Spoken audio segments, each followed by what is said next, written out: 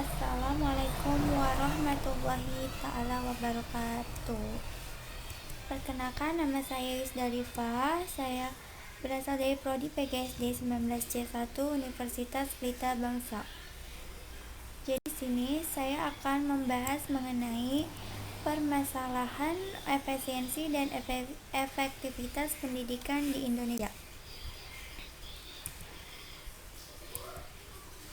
Salah satu permasalahannya yaitu efektivitas dan efisiensi pendidikan di Indonesia, termasuk ke dalam problematika sistem pendidikan nasional, yaitu dengan rendahnya kualitas pendidikan di Indonesia.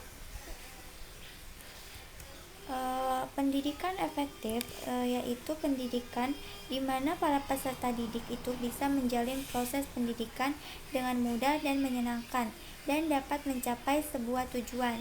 Dengan demikian, semua yang terlibat dalam proses pendidikan diharapkan mampu menciptakan sebuah pendidikan yang efektif.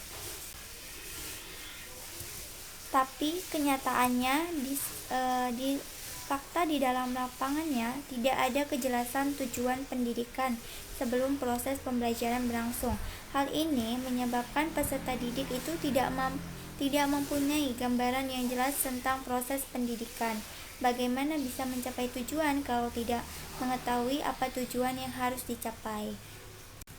Selain itu juga disebabkan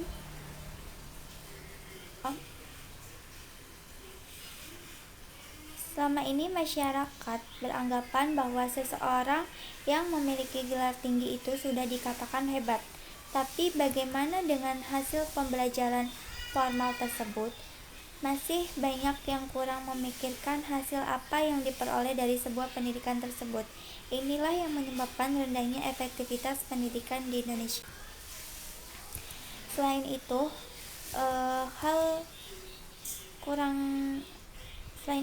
kurangnya efektivitas ini juga disebabkan oleh peserta didik. Terkadang mereka itu tidak menempuh pendidikan sesuai dengan potensi yang ada dalam diri mereka. Sebagai contoh, seorang ahli yang dalam bahasa Indonesia malah mengambil jurusan informatika. Mungkin mereka beranggapan bahwa peluang kerja dari jurusan bahasa Indonesia sangat kurang. Hal ini tentu akan berpengaruh dengan daya serap materi yang telah diberikan oleh pengajar. Selanjutnya, setelah membahas efektivitas pendidikan, lalu bagaimana kita menciptakan sebuah pendidikan yang efisiensi?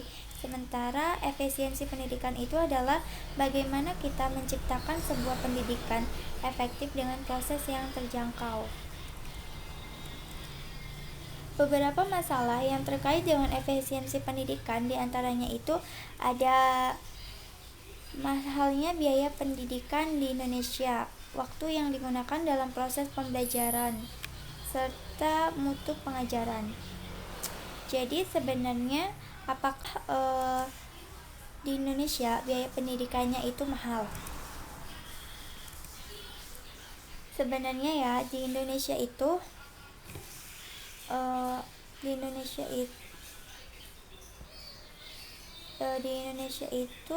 biaya pendidikan itu tergolong murah apabila dibandingkan dengan negara lain. Tapi mengapa masyarakat itu menganggap biaya pendidikan itu mahal? Hal ini tidak terlepas dari karena rendahnya penghasilan mayoritas penduduk Indonesia. Bila kita berbicara tentang biaya pendidikan, kita tidak hanya berbicara tentang biaya SPP yang akan dikeluarkan, namun kita juga akan berbicara tentang hal yang mendukung dalam pendidikan seperti buku, transport. Kita sudah mengajar pada jenjang SD, SMP bebas biaya, tapi dalam kenyataan banyak sekolah yang mewajibkan peserta didiknya itu membeli buku dari lembaga tersebut. Bagi keluarga yang kurang mampu, hal ini jelas akan memberatkan mereka. Serta kurangnya efisien dalam pendidikan ini juga dibuktikan dengan banyaknya peserta pembelajaran non-formal seperti kursus dan lain sebagainya. Setelah pembelajaran formal selesai, untuk menambah kemampuan yang tidak mereka dapatkan dalam pendidikan formal. Hal ini juga menjadi pertanyaan, mengapa banyak sekolah yang belum mampu memberikan kemampuannya lebih pada peserta didiknya. Nah, dalam masalah efisiensi ini, mutu pengajaran juga sangat berpengaruh karena kurangnya mutu pengajaran juga mempengaruhi kurangnya mencapai hasil yang ditargetkan. Contoh, banyaknya pengajar yang tidak mengajar pada bidangnya,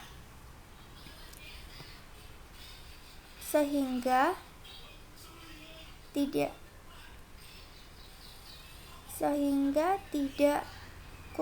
kurangnya tercapai hasil tujuan pembelajaran.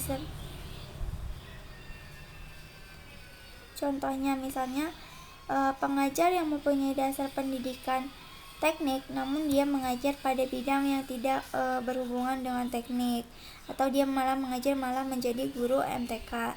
Nah, itulah yang menjadi permasalahannya. Sekarang kita tahu bahwa di Indonesia itu sudah berganti beberapa kali kurikulum pengajaran. Saat berganti kurikulum ini biasanya juga dilanjutkan dengan cara pengajaran. Hal ini tentu akan berpengaruh karena para pengajar dan peserta didik juga membutuhkan waktu untuk beradaptasi dengan sebuah kurikulum yang baru. Ini jelas sedikit banyak akan membuat proses pendidikan tersebut tersendat. Jadi solusi untuk permasalahan ini yaitu